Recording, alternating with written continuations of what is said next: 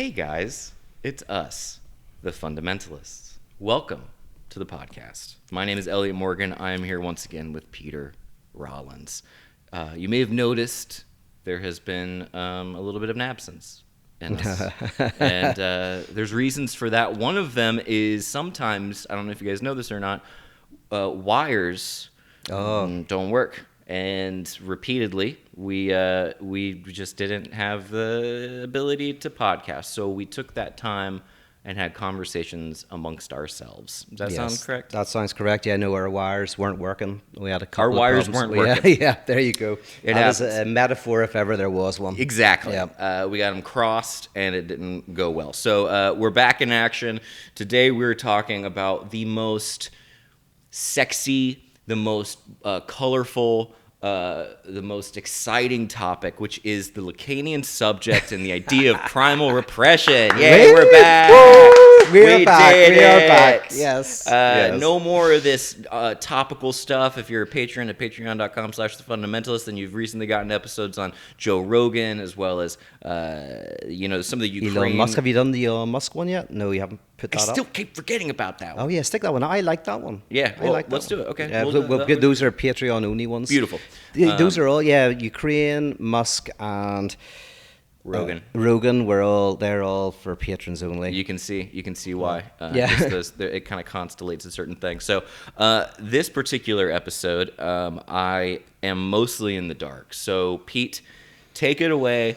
I don't know what this idea is of primal repression. Yeah. I know a little bit, but by all means, regale us with your philosophy for a moment, and then perhaps we have a conversation and see where it goes. Yeah, okay. I'll maybe go through. We'll kind of go through in stages, a little bit at a time. Great. A little bit at a time, and we'll see where we get on. This is a good one because you mentioned before we turned the camera on that this can help us understand what psychosis is, what perversion is. Perverts and psychos. Perverts and psychos is probably going to be the title to get some clickbait, to try and get some people listening to us again, because we probably lost our entire audience. No, they're still there. They're still there? They tweet at us. Oh, wow. They I mean, that's about it. Yeah, that's about, yeah. But I get DMs. Oh, yeah. Oh, very Still, good. man, Nice. all the time. Okay, well then, thank you for continuing to listen, because we have, as always, been pretty shit. Yeah, our consistency is not, maybe not the best. We're also trying to figure out what we're going to do and how we're going to do it, because we were talking about maybe having a little bit of we have a topic and we each do like 3 to 5 minutes on it and then discuss. I quite like that idea. Yes, I've been working on it. Oh. I have a whole document.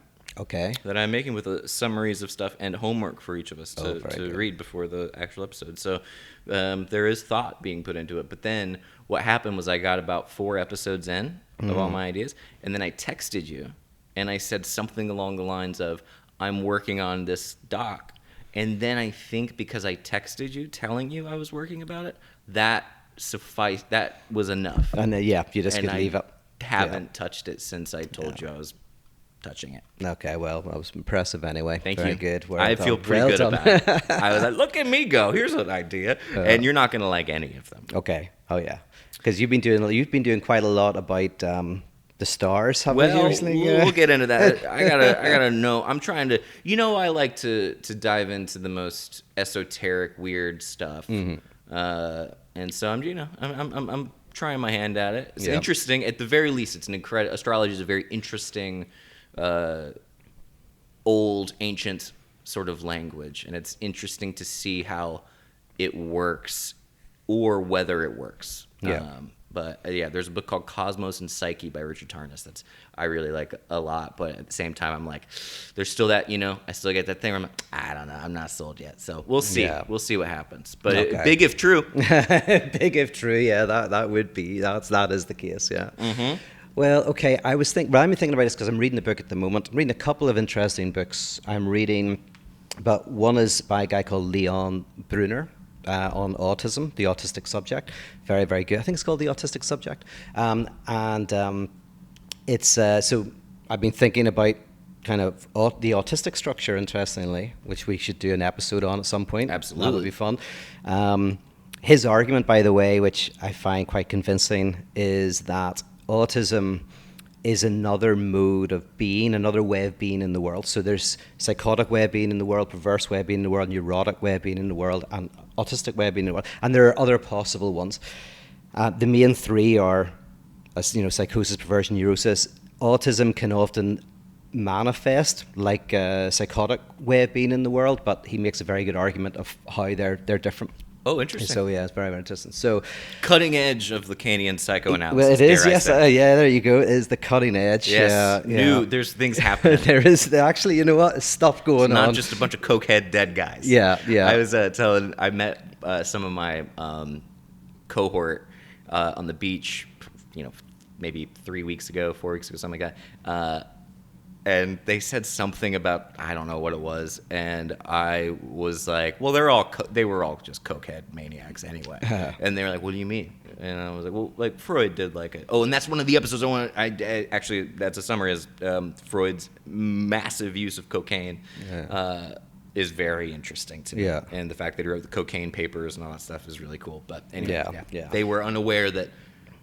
And they would all write to each other, which is interesting. They had this. What was beautiful is, I can't remember what they called this, but like Adler and Freud and Jung, they were all kind of would write to each other and they would critique each other. And there was one time where I can't remember which of the analysts basically did this scathing critique of one of their friends, one of their colleagues, and did this scathing critique, and then at the bottom of the letter, because it was like a circular letter, you would send the letter on and the letter would pass around, and at the very bottom of the scathing critique was this line saying refute me as soon as possible. Basically it was kind of like, so after this massive attack, debate or just destroy me, just show me why I'm wrong, which I really like. That kind of, that there was this whole experience of them being excited about what was happening, about being critiqued, about moving the argument forward. How wonderful. It was a heady times as well. They were heady times. Do you have a copy of the Freud-Jung letters?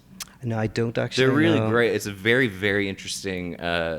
Literally, it's just a book of their correspondence. Yeah, I might actually have it, because I've got the complete works of Freud, which I'm sure that would include the letters. It might not actually. Yeah, because Jung, I think, was pretty reluctant to let the letters come out, but it's kind of like, it's such a weird. I need to go back and read it because it's kind of tragic the way that the book. You see kind of the just total demise of the relationship happen in like real time and from a first person perspective. And it's just sad. Like it has like it's very beautiful, but tragic. So anyway. In terms of that kind of time, and one of the things that Freud was really interested in, obviously, one of his earliest kind of insights was repression. And so that might be a good place to start. And repression, the very basic sense of repression, is the idea that neurotics tend to, or will always, push things out of their consciousness that are unpleasant. And Freud noticed that neurotics would do this. They would push something out of their consciousness, but the affect would remain. So the experience. So what would happen is, for example, somebody might be really angry with a colleague at work, and they don't really know why, and they've got all these rational justifications, but they're just really angry at this person at work. But then we discover that they have the same maiden name as their mother, or something like that. And what's happened is their anger at their mother has been displaced onto the anger at this work colleague. And it's the evidence of it is very minor, but it's some connection. Maybe it's got the same hairstyle as the mother, or say same maiden name, or whatever it is. And that's kind of displacement. So the affect continues, it remains, but it's disconnected from its original source. So that's kind of repression, at its basic level. In a nutshell. And then Adler kind of had this really interesting question for Freud. He said, Freud, you say that if I ask you, where does civilization come from? You say from repression. But if I say, where does repression come from? You say from civilization, right? And go like, well, that sounds like a chicken and egg, right? Debate me, yeah. How does that work? And Freud basically said, well, okay, you actually have two different types of repression. You have primal repression, and you have secondary repression. And the repression that I just mentioned, that was the first one to be discovered, but it's secondary repression. primal sounds like a big King Kong fighting Godzilla, like primal. But you mean like it's like prime? Like it's first. It's first. First yes, and that's foremost. it. First and foremost. Like, and I think some people say primary as well, or originary. Yeah. But I think primal repression is one of the terms that Freud used for it. Cool. Yeah, and it's because it's kind of like it's a type of repression that happens at the very beginning of life, and then that allows for secondary repression, which is what we discovered. All right. Okay. Let me jump in here. Jump in. I'm going to try to take the baton. Yeah. All right? And I Okay. want you to tell me where I'm wrong. So this can be a fun I would be exercise. very happy to do that. Yes, I know. I know. So what happens is, what had happened was, when you're a little baby, okay? I have a question here, but I won't say it. But basically, the general idea is you're a baby, you start crying, right? You want something. Yeah. However, there is gets lost in the sauce. There's a miscommunication. There's something that happens where maybe the mother or the father thinks that you are crying for food when really you're tired, or you're crying, or you want milk, but really you're getting a toy or something. So it creates some sort of a thing in your brain, your little baby brain, where you cannot figure out why that you basically can't communicate your desire to another person. So this, in my understanding, would be this is actually what creates desire, creates this idea that we seek certain things, and that's as far as I can go. Yes, well, absolutely, that's it. So the baby kicks off with kind of just an experience, if you can try and put yourself, which is impossible, into the mind of, again, the infant. There's just explosions of feeling, right? And you don't have words for like hunger, tiredness, heat, or cold, or anything like that, sickness. And the parents have to interpret. Yeah, they have to interpret the cries of the child. Creates a gap. Yeah, and because sometimes they get it right, but even if they get it right, they may not respond immediately. The child's hungry, and it takes half an hour for the mother, the father to feed the child. And then sometimes they get it wrong. The child is hungry, and as you say, that they put the child to bed thinking it's tired. Yeah. So this creates, yes, a little gap between what one is demanding, the need, and the response to that need. And which separates them from the previous state that they were in, which is one with everything and nothing can go wrong. Yes. It's a part growing up where all of a sudden the world is, you are in the world and separate from it, but no longer, everything is you and colors are all, everything Yes. is, okay. Yes, it can be called, like in Lacanese, real one. Real one is the experience which you never have because you arise out of the loss of this, but real one is the sense of an oceanic oneness with everything. Participation mystique. Oh, very nice. Yes, is that a He's a union? Yeah. unionist. Okay. He makes a big deal of that kind of experience as well. What would he say about that? I don't know. No. I don't remember. Yeah. Okay. I don't really pay attention. Yeah, but that. Yeah. Yeah, it's the idea that when you're basically a baby, it's like a primordial kind of, you're in this sort of thing. You feel there's no formation of an ego yet. Yes, yeah. And so as an infant, you are still divided because you're a biological body, so you've got molecules and all of that going on. You're still divided animalistically, but you're not divided subjectively yet, because you're not, the subject has not arisen yet. Nice. But this slight difference between the demand and the response to that demand creates desire. Basically, you experience a non-coincidence with yourself. Like, I was thinking about this the other day, like if you had a thought experiment where you had a machine that could literally interpret every need of the child just biometrically, right? Mm-hmm. So it could tell if a child was hungry and immediately feed it. It could tell if a child was tired, immediately put it to bed. If hypothetically in that world where the child's needs were always given, there wouldn't be a place for desire to arise, and it would be a profound experience of psychosis. Now, it's hard to imagine in reality, but you could write a sci-fi novel about it, is where the child's needs are immediately responded to. But that never happens in reality. So desire comes in, a kind of like a frustration within the child. Frustration, yeah. And desire.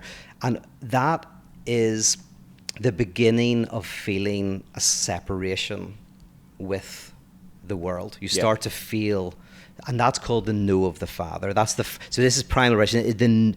This experience of, separation from the primary caregiver. There's, by the way, the primary caregiver can be called the first other, and then there's the second other. And the first other is usually the mother, and the second other is usually the father, but doesn't need to be. So first other and second other. So the infant starts to experience an alienation from the first other. They start to feel the mother's not always there. They don't always get what they want. There's a presence and absence. So that, go for it. Well, no, I'm trying to just process it. I also think it would be important to emphasize that it's not like you're not saying that the baby is going, I want bottle, because they haven't formed language yet. Yep. So it literally, they don't even know. They don't know. Totally. Yes. There's something in them going like, I'm hungry, but they couldn't name hunger. Yes. It's like almost like an explosion of feeling, of sensation that doesn't even have a center. If it really yet hasn't been kind of like just brought into an ego. Yeah. So but yet the parent is responding because there's something biological going on, and they're trying to respond, and then the child feels that non-coincidence, which then creates desire. Okay. And then, to say the next stage is partly desire brings the child into this really interesting space in which they begin to, because desire is itself desirable. This is one of the key things. When desire comes into being. Yes, you guys love your desire. Yes, desire is central. I would say language and desire are the two biggies that kind of define what a human is. And we don't want to satisfy we think we want to satisfy our desire, but desire itself is desirous. Right? So desires come into being. And this brings the child into the desire for the other's desire. This is where the child begins to experience themselves not simply as, I think there's an old-fashioned term for it. I think it's called hospitalization, or hospitalizing a child, which is where you give them their needs, but you don't give them love. Nice. That's really bad for a child. Yeah, It's very, very bad, damaging. Heard stories, Exactly. Right. Seems bad. Yeah, it seems bad. Yeah, and I think they've done things where, like, when you go into those like crazy hospitals where children are just looked after but don't get the desire of the adult. Yeah, they all do that. Self-hugging kind of monkey in a zoo thing. Yeah, it gets really, really nasty. So at this point, the do child... Do you ever go to those hospitals and visit those children? Just for fun. Yeah, just to see. Just to see. It's a nice, if you have a free afternoon. Yeah. And I think they say almost like you can't survive without it. If you literally have a kid that doesn't get love, or it's profoundly destabilizing. Yeah. But so the child starts to get desire, and they don't just desire food and warmth or to be to coldness or whatever. They start to desire to be desired. The demand for love, which is the demand for love. How does that switch happen? Yeah, see, that's a good question. Is that once desire appears, desire is a type of lack, and that opens up a type of a response. The other's desire is soothing. I love just the process of trying. Okay, so I'm a baby. Yeah. Just the pure imaginative fun of being like, okay, so I'm a baby. I got hunger, but I don't know what hunger is. My mom doesn't know if I'm hungry or if I'm tired. So I get put in bed. But that doesn't satisfy it. And that creates something that's wrong.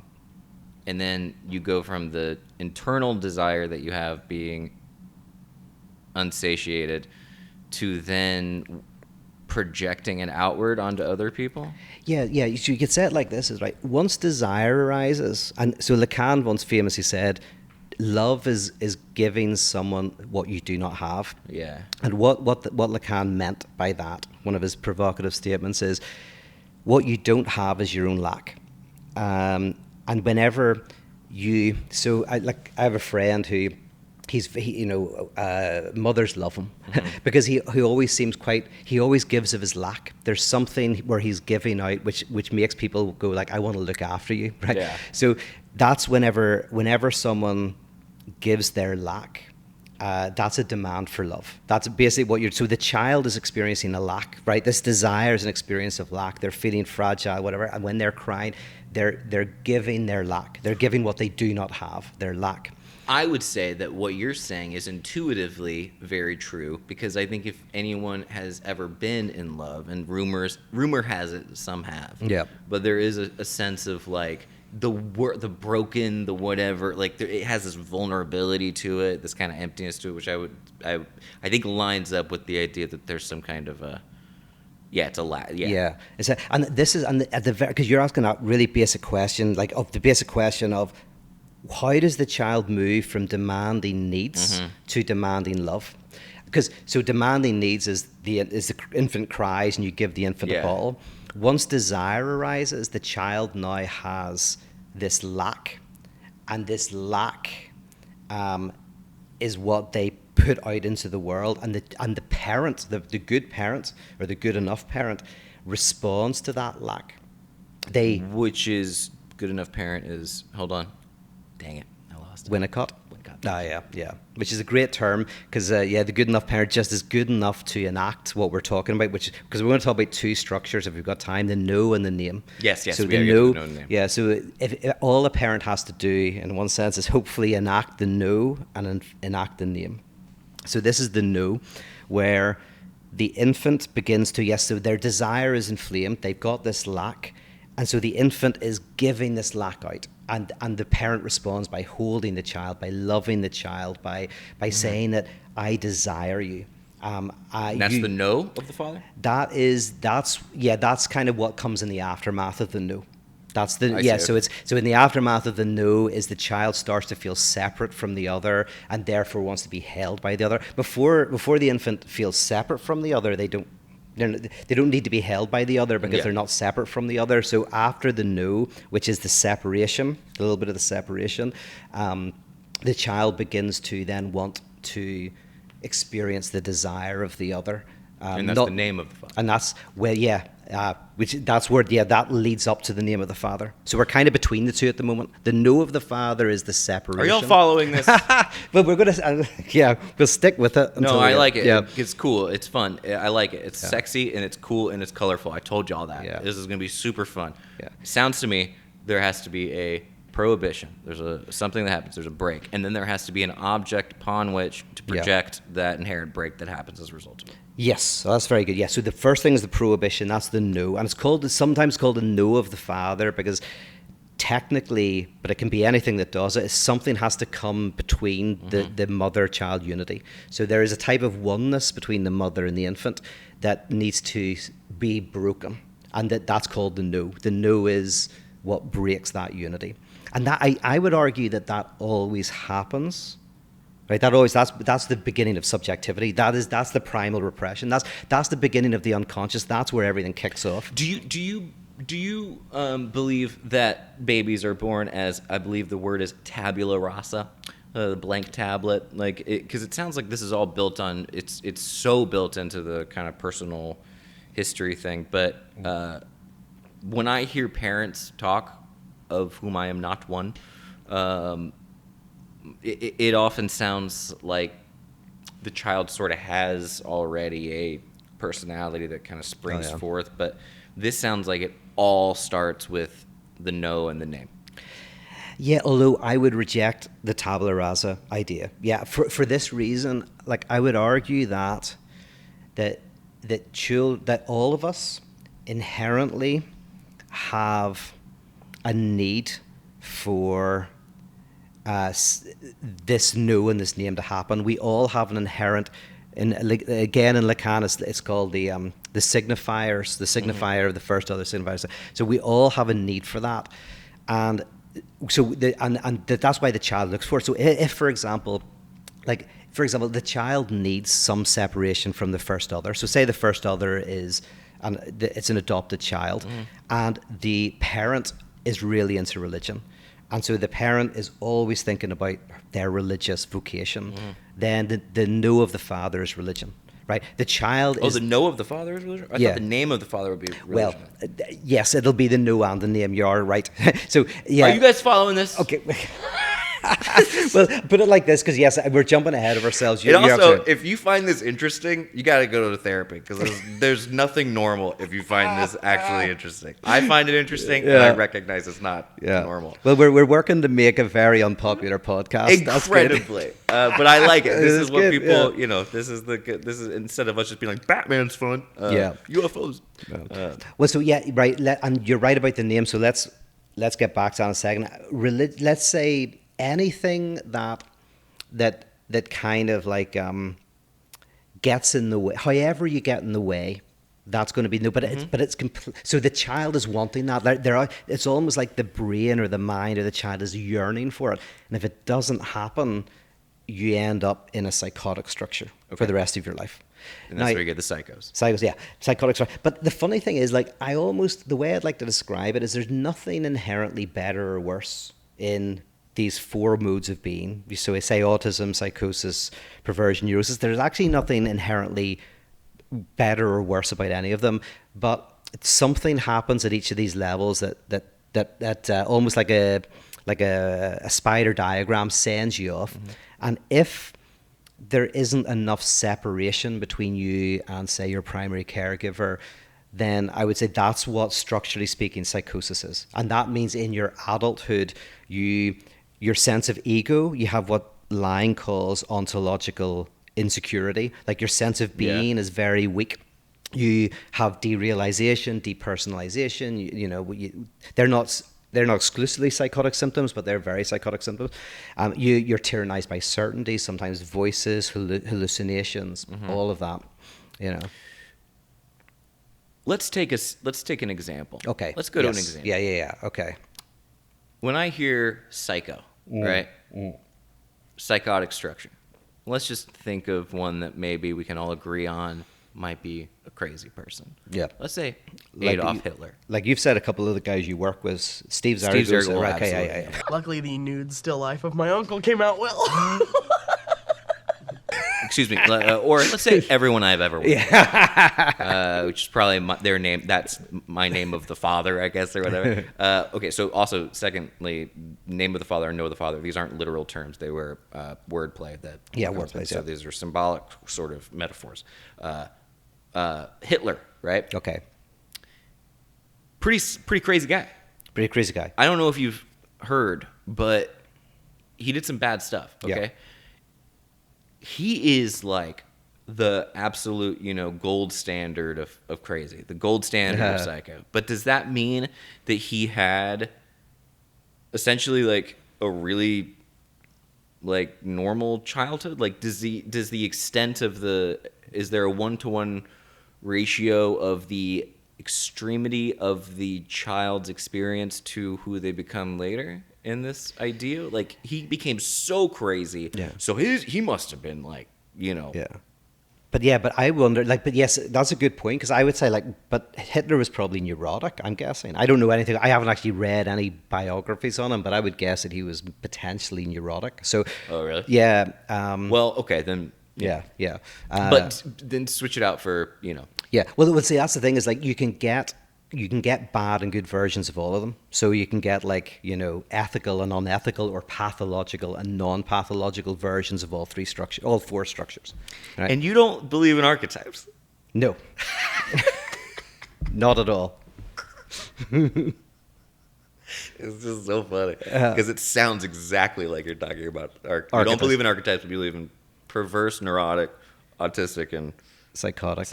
Yeah, because their structures, they're not unlike archetypes. Unlike archetypes, which are. How is that different? Because archetypes are they're full of meaning. Oh, okay. Yeah, they're kind of. What do you mean full of meaning? Like, it's almost like they are like, so in terms of structuralism, that's just kind of like it's kind of like mathematics. Archetypes are more like, Jung kind of felt that you go back far enough, you can't really get to the original archetype, whatever, but there's kind of like a fullness of meaning, Anyway, but you might be able to make links between them. You can make links, yeah. Okay, I don't know, yeah. So it's just funny, because it does sound so similar to, I mean, like literally almost verbatim from what But the other thing is the reason why I like this, and by the way, a lot of I've got psychoanalyst friends who don't like the neatness of Lacan here. I think it's right, so I'll say that. But I can understand why people don't. Some of my psychoanalyst friends don't like the neatness of it, but the neatness of it's interesting. Like whenever I talk about psychotic, for example, perverse and neurotic, which we're going to cover today, it's very logical, right? So whenever you go, the psychotic structure is some sort of issue at the no of the father, at the no. Okay, very interesting. Right, so yeah. And then that means that basically because there hasn't been enough alienation, the ego doesn't form as strongly. Yeah. And so then you feel colonized by discourse. You feel, so it kind of makes sense. That makes complete sense of that to me. But again, psychotic doesn't mean kind of good or bad. It just means that you're likely to maybe suffer from certainty occasionally. You might suffer from, as I say, sometimes like not knowing where you begin and end. Yeah. All this stuff is very interesting because it's so filled with words that have completely different meanings in the context that you're using them in, and it makes it very difficult to give succinct understanding. Oh yeah, this is all very. Oh, name of the father. It's like, well, that doesn't mean anything until you have to have an understanding. Yes, you have to. Yeah, it all has to fit in. Very But fun. once you start getting the map, it starts to all make lots of sense. That's what I love. Yeah. And then we've got say for argument's sake, this is right. That definitely the child has to separate to some extent, which is called alienation in Lacan, is alienate from the mother. So which means that they start to feel themselves as separate. That's why, by the way, kids always, we've talked about this before, but the Fort Da game that Freud noticed is kids love to play throwing something away and getting it back, or peekaboo, disappearing and reappearing. Like kids are one of the most primitive game is presence and absence. Yeah. Yes, no. Yes, no. They're dealing with, which is the most basic language. Binary. Right, binary. Because a language requires at least two signifiers. You can't have a language with one. A language requires up and down, yes or no, fast or slow, right? So the first most basic language is presence and absence. And children obsessively play with this presence and absence, and partly probably what they're doing is they're playing with the presence and absence of their other, right? Because they come and go, but they're taking control of it. The child has control over the thing that food that they threw off the table gets back, because they don't have control over and they're idiots. And they're idiots. Oh, well, yeah, children are idiots. They're so concrete thinkers. We'd have to do a podcast on that. That's why Freud put so much emphasis on sexual parts, because kids are very concrete thinkers. What's that? And he was a coked out pervert. Yes, that's right. Yeah, that is true. I would pay $1 billion. Yes. To have been at the talk where Freud historically gave the whole speech to a bunch of while on cocaine academics. Yes, while on cocaine, saying that seems like all these dads are having sex with all their daughters, and everyone's like, no, we're not. And then he was like, I guess maybe that's not actually literally happening. Okay, they're formulating it. And that's a great way of describing the move from Freud to Lacan, is the move from biological stuff to language, to signifiers. Very key. Although I'm more and more convinced that, they're so interconnected. But anyway, the biological and the linguistic, like this starts for children with often how they look at their mother and their father, and bodies and naked bodies and their own penises and vaginas, and all of that does have a real impact on the child, but they're signifiers. Interesting. Yeah. And if we could just keep it PG. Keep it. I would appreciate that. Yeah. Okay. So know the father, name of the father. Okay. All right? Yes. Wordplay. We don't got to go into that, but name of the father. It sounds like I'm still kind of skirting around the general right idea. Which is that definitely. The sort of object. What is he, like Object A or something? Is that what you would say? Object A. Really? Very good. Yeah. Object A. What happened? Yeah, we're getting into Object A. I'm like, I don't ever think I'm paying attention to anything. Yeah. Sometimes it's okay. So Object A then becomes the substitute for the lack that is. Yeah. Or the target of your lack. Yes. So but so what happens? Because you're right, but to make it kind of clear, for people is that, right, once the child once separation happens, or I should use the word alienation, where that initial alienation from the mother happens, you feel you've lost something. So that's the first thing you feel, and you feel you've lost jouissance. Poor baby. Pleasure. You feel like bodily pleasure. You feel like, my goodness, like, what the fuck, I've lost something, right? Whenever people do drugs, they often are trying to recover the oceanic oneness that they feel they've lost. So the very birth into subjectivity is a feeling of a loss of jouissance. And Lacan famously says it's like somebody saying your money or your life, right? A highwayman who points a gun at you and says your money or your life. If you don't give your money, you're going to lose your life, right? But if you give your money, you're going to lose something valuable, something that gives you pleasure, something that you can purchase things with. So Lacan basically says the infant has this choice right at the beginning, a weird forced choice between either losing their life or losing their jouissance. And by losing their life, what that almost means is you don't come into being as a subject. But if you come into being as a subject, you feel that you've lost this oceanic oneness, this feeling of something. If you don't alienate from your mother, if you don't have the no, if the no doesn't occur, then you don't fully come into being as a subject.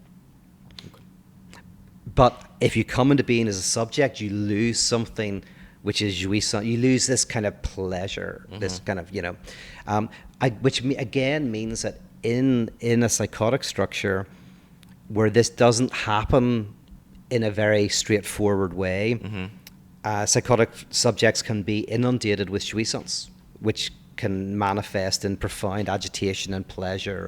And jouissance is, going to that word again? Yes. I always forget jouissance. I get jouissance confused with Schadenfreude or whatever. Oh yeah. That's right. Yeah. I mean, jouissance is, it's almost like, it's what gives us an excessive pleasure, often a painful pleasure. It's what turns us on, or what kind of so it's not just a desire for a tea or a coffee. It's a type of desire that is very powerful. Sexual desire is a type of jouissance, but you can be, the reason why it's called jouissance is it's called a painful pleasure because sometimes what you desire, you judge yourself for, maybe morally. You have fantasies that you ethically don't. What's that? Feet. Yeah, feet. That's a fetishist desire. So fetishists have, objects or things or whatever. Yeah. Or you fantasize something violent happening to you or somebody else, and you may go, well, I don't ethically think. I don't want to do that violence to somebody, but it turns me on to think about it. Why not? Right? Yeah. So, it would be nice. So that's the kind of jouissance, because there's pleasure in it, but also guilt in it, and anxiety in it. And then whenever you play it out, if you play it out with your partner, for example, there can be anxiety and all of that. Yeah. So that's jouissance. Add a little something. Little something. So yeah. But so jouissance is that bodily pleasure and we're always seeking to some extent. But not always. Like, you could say someone gets jouissance out of their depression. People can get pleasure out of being sad. They may not know it, but it's that. It's basically what motivates us, what drives us. Yeah.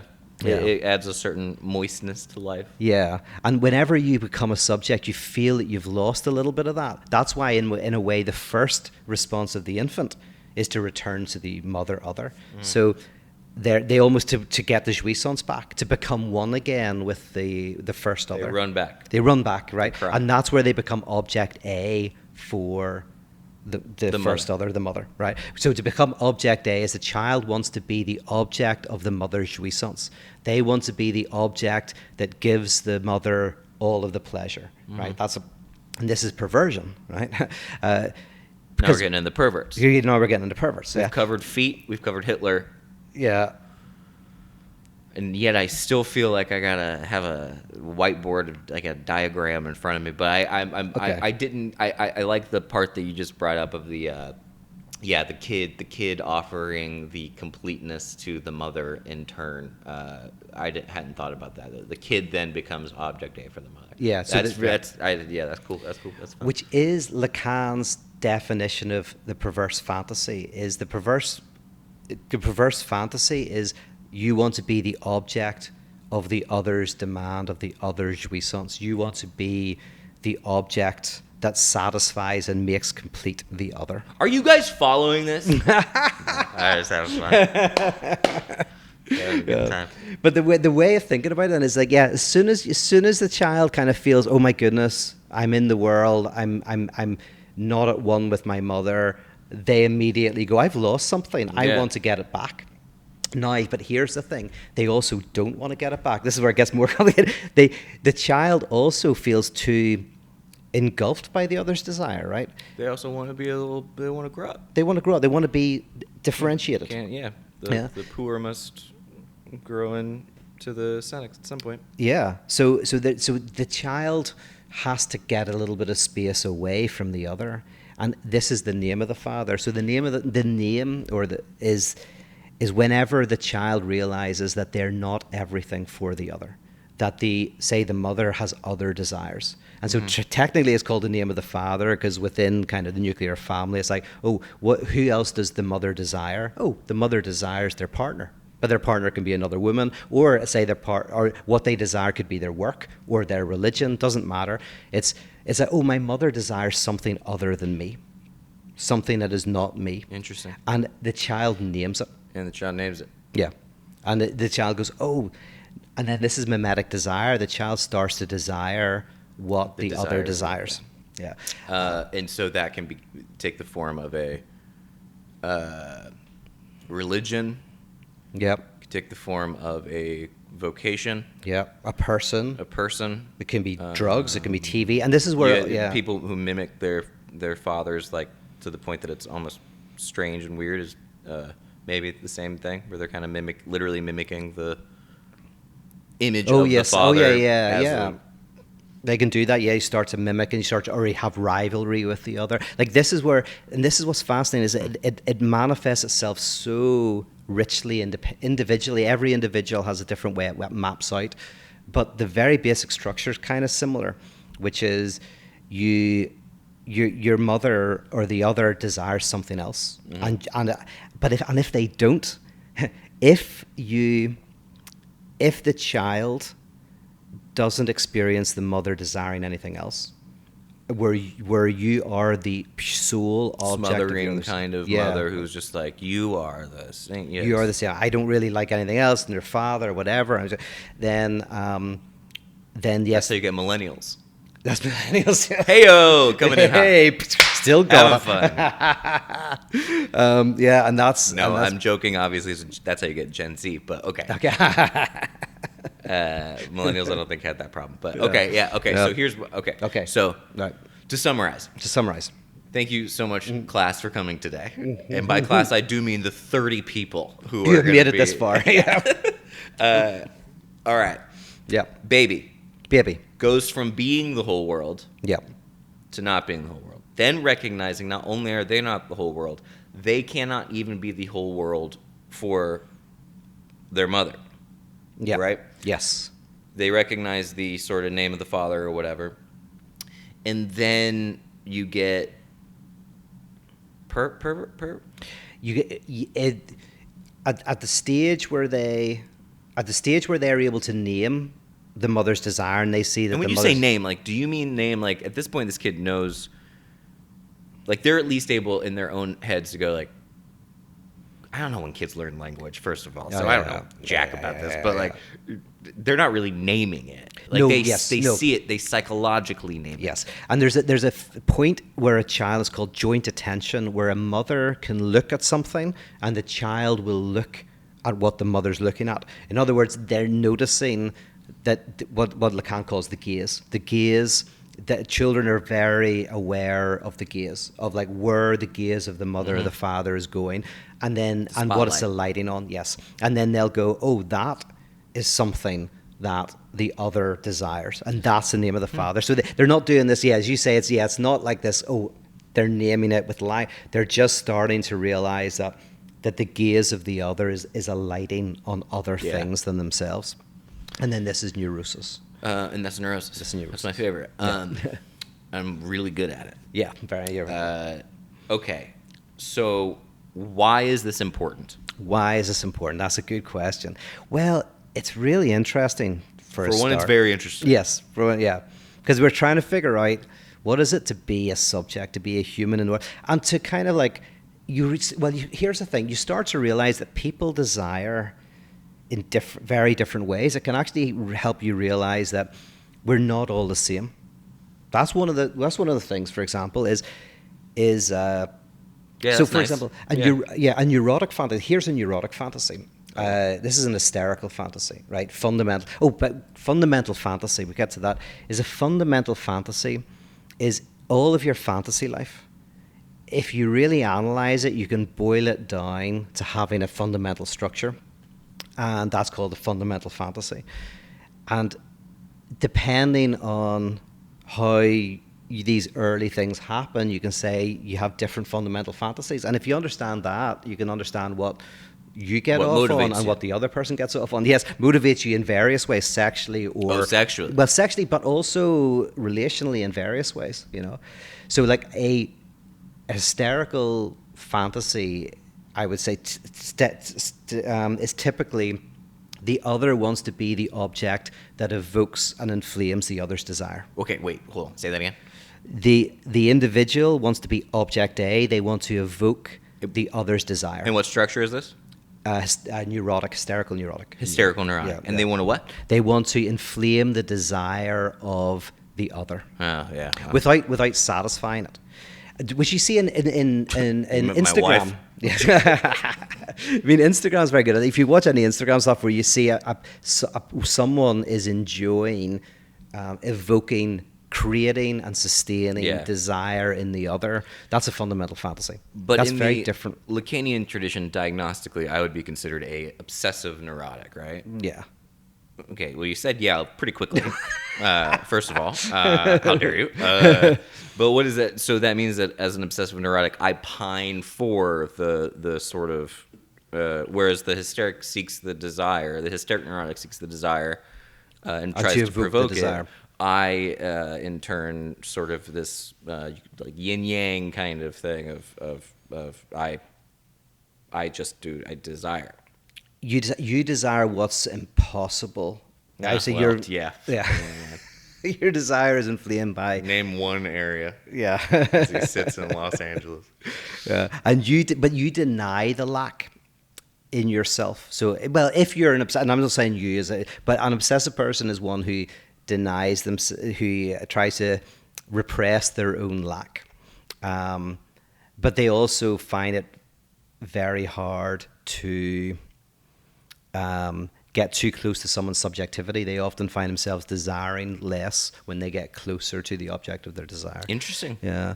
But neurosis in general, it hasn't been my personal experience. Is that right? Yeah, but maybe I'm just repressing so we've talked about this before. There's a non-falsifiable element to a lot of this stuff where you can always just go, oh, you're just repressing the other part.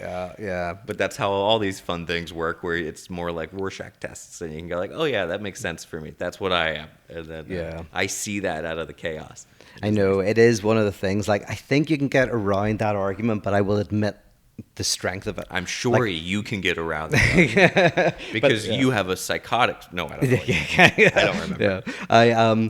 But I've been reading some case studies recently, and you go like, God, to some extent this is very persuasive. But then you go, could I think of a completely different way of understanding? Yeah, could you just absolutely throw? Yeah. But you know what? This works, right? Because I was talking to someone today, and I noticed, right? This is somebody, a friend of mine, and I noticed that. What she does in her relationship sometimes is she finds a man whose desire is not working. So who's depressed, basically, whose desire is not kind of functioning very well. And she attempts to, get the other's desire going again. She enjoys being the one to kind of provoke the desire of the other. And I kind of noticed that this was also connected to her relationship with potentially her father, who seemed to suffer from depression.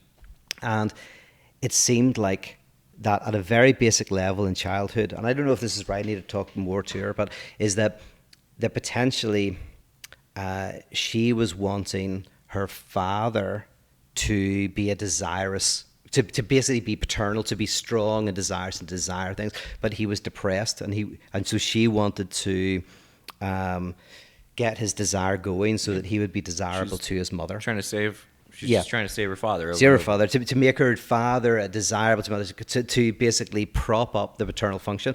And as I was kind of exploring this, going like, this is where the theory is really interesting. It can sometimes like make sense of your relationship with your earliest part, and then what you're replaying in contemporary life. And 9 times out of 10, I find that it's really insightful for that. Yeah. And then sometimes you kind of you miss the mark. Yeah. But yeah, it's like astrology. You know what I mean? Yeah. Sometimes it works. Yes, and there's something. Yeah. But yeah, like think of it like a perverse subject, right? And so exhibitionism and voyeurism. I just wanted to see your reaction when I compared Lacanian psychoanalysis to astrology, and I was hoping to get more of a rise out of you. Oh, I didn't quite hear you. I didn't quite hear what you said. I want to say how truly disappointed I am. Oh, that you know what? You didn't throw up on your shirt. But you said it too quietly. I You just did said say something quietly. quietly. I was trying to really sneak it in like a little needle, like a little sewing, little, Yeah. Well, you got it in there because I just moved straight on. You really just moved. Yeah. I was like, I just insulted, like, quote unquote. I mean, nothing against either one of these wonderful traditions. Yeah, well, I know you're getting into the astrology. No, I'm not getting into astrology. I don't believe in astrology. It's just weird that it works. I am. But you did say as a Pisces moon, you would say that. No, you're a Pisces moon also, and also you didn't hear what I just said, which was very funny. What did you say? Well, of course I don't believe in astrology. It's just weird that it works. So anyway. Yeah, okay, that is very you. Oh yeah, what was I saying? What was it? Oh yeah, it was perverse structure, right? So in a perverse structure, someone is lacking a strong father figure, paternal figure. So the know of the father happened, right? So there was an alienation. They kind of had that experience, but they weren't able to name the other's desire. Interesting. Okay. Right. So I was thinking with Will Smith. Here's a good example. Will Smith recently, I don't know if you heard about this, but he slapped a famous comedian at an event. Right. Okay. Well, for anybody who doesn't know, I'll look it up. You look it up. But this guy called Chris Rock, or The Rock, one of them, slapped him. Kid Rock. And there's a Kid Rock. Yeah. And there's a one of the things in the background is that Will Smith and his wife Jada, they're in an open relationship, but it also might be. Well, okay. This is going to get very interesting. Okay, this is very interesting. I am on the edge of my seat right now. Yeah. Well, here's the thing. So a typical perverse fantasy, which by the way doesn't mean if you have this fantasy you're perverse, but it's very typical, is a cuckolding fantasy where, because it's usually a man, fantasizes about his partner having sex with other people. Men, Right. Now, interestingly, that I'm not saying that that's what Will Smith has with Jade or whatever, but it's possible that seems that way. Right, yeah. And potentially it's actually his desire. Like it's, that he's then convinced her that this is what she wants. But the reason for that is often what the man wants is, if there's been a weak paternal figure, is they want their partner, they want the name of the father, they want their partner to be able to name a desire other than themselves. So they get sexual pleasure from their partner having sex with somebody else. In other words, saying, this is what I desire. I desire something that's outside of you, that's outside the unity of me and you. I desire this third. And so what the perverse subject is doing is they are creating what they didn't have in their childhood, which was a father who was able to name their mother's desire. So you have a perverse fantasy where So now we have to change the title to Perverts, Psychos, and Cucks. Okay. Even though the word cuck, I don't know why. I mean, maybe it's because it rhymes with the F word, but like, it makes the whole subject is incredibly fascinating. I would just say it's very fascinating, and I think that if ever the psychoanalytic perspective had something to say on a general kind of phenomenon, I think that cuckolding or whatever is definitely right there because something's going on. Something's going on there. Well, yeah, and cuckolding, like the cuckolding fantasy. I was just thought about this. It just went actually when this whole thing with Will Smith. I should call him William Dr. Smith. William I want to Smith. give him his full title. William Smith. Full title. Want to be respectful. Yeah, no one ever calls him William Smith. Nope. No one ever in the history of his life has ever called him William Smith. So William Smith, but Lacan said, and it's true, when it comes to perversion, men are the weaker of the species, right? So more men are perverse than women, generally. In terms of psychosis, it's 50-50, neurosis, whatever. But in perversion, more it's usually more men are perverse than female, and cuckolding fantasies are primarily a male fantasy. But when you start masculine or whatever. But when you understand it as going, oh yeah, all of us, whenever you understand these structures, it kind of makes fantasy really easy to read. And one of the things about cuckolding fantasy is that the man is saying, I need you as the other, right? Your partner as the other, and the mother other, to name the desire outside of me. I need to get some distance. And so they are finding a way temporarily within the fantasy structure to get what they didn't get when they were young. The problem is it never works for a long time, so you have to engage, continue with the fantasy. But that's one example of like, our fantasies aren't just, oh, I like this because I like it. No, your fantasies tell you something fundamentally about your most early relationships with your first other and your second other, and how you relate to the other's desire. It's just icky.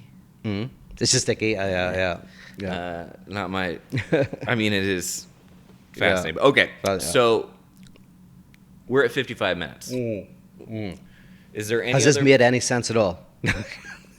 Yeah. I have to ask. You have to ask William Smith. William Smith. No, some of it's made sense. I mean, we can have a different discussion at some point about. We'll do a follow up. I guess. Because this was just kind of like reading. It's a nice. You did a really good job of, I think, summarizing a lot of Lacanian concepts. Yeah. And the start of this was the primal repression idea is going like, because secondary repression is you have to have an unconscious in which to repress something. And so what Adler was basically saying, or what Freud was saying, is in order to have a location in which you can put stuff, you need to first create the location. So in order to create a universe, you have to start with space and time, right? If to have a place where you're going to put stuff, you have to have the treasure chest first. Yeah.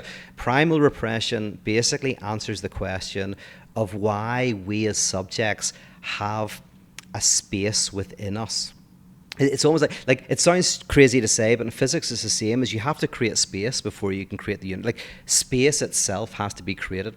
And what I've described here is whenever at the very beginning we talked about the non-coincidence of the baby with itself, as in it has needs, and when those needs are responded to, there's a slight disparity, right? The disparity between the need, being the demand, and the response to the demand, that creates a type of spatiality within the subjectivity of the child. That spatiality is called desire.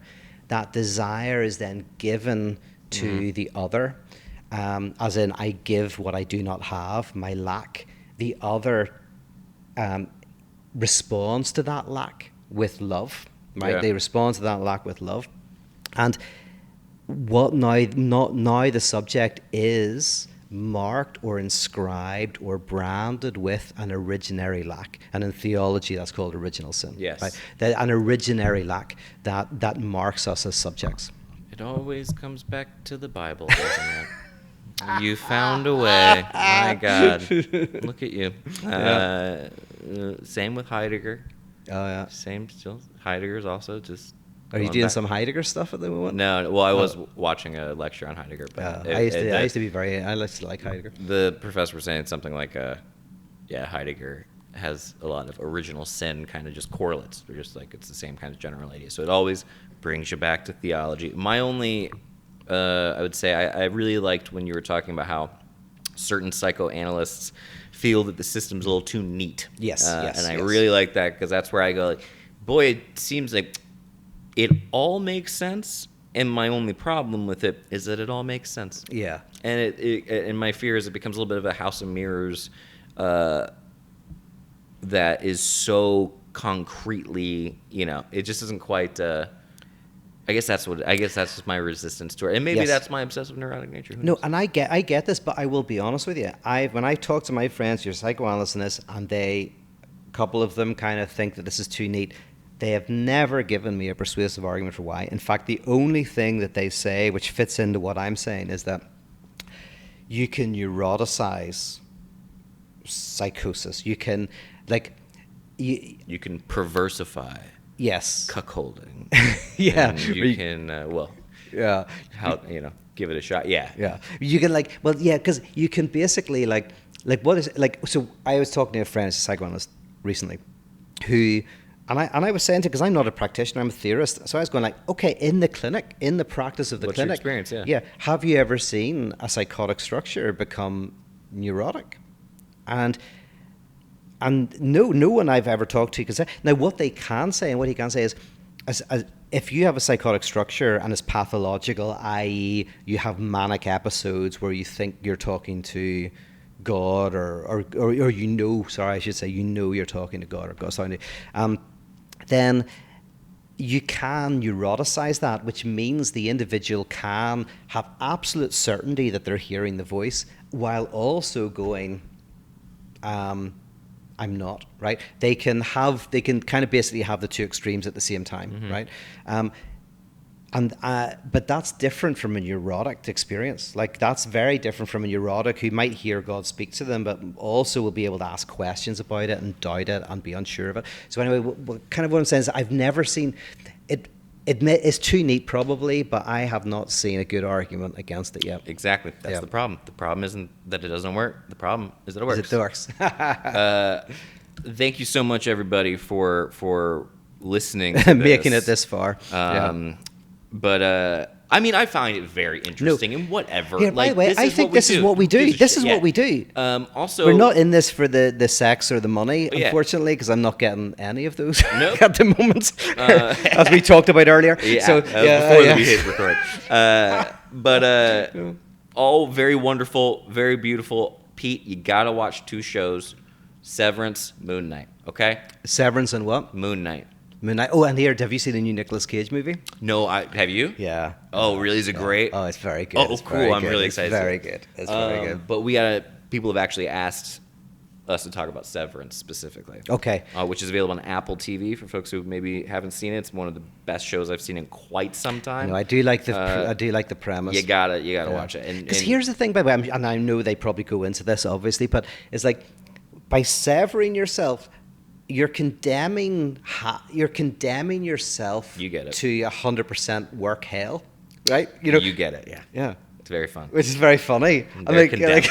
It's you're condemning, and it's not even part of yourself. You're kind of condemning all of yourself. Not part of yourself. It's all of yourself. All of yourself to hell. Yeah, but you can't know to pure capitalist. You have no idea what your outer is with, or outie is with. And maybe that's a good compromise. Good. Well, half of me or one of me is going to just never have to work. Exactly. But one of me is going to be enslaved to complete work. Yep. It's heaven and hell, And those people have no idea about it. Yeah, it's really great. Yeah. So you got to watch that. We'll do another future episode on it. Thank you guys for listening to this. Check out patreon.com/thefundamentalists. It helps us keep it going. We're not making money on it. It helps us keep it going because you know how much we're doing. You know how much work we're doing on this. I'm telling you, though, if ever there was a Patreon where it's we just use it to pay for the editing. So that's it. Well, we haven't made any money. So, but anyway, thank you guys for joining us, and keep my wife's name out your mouth.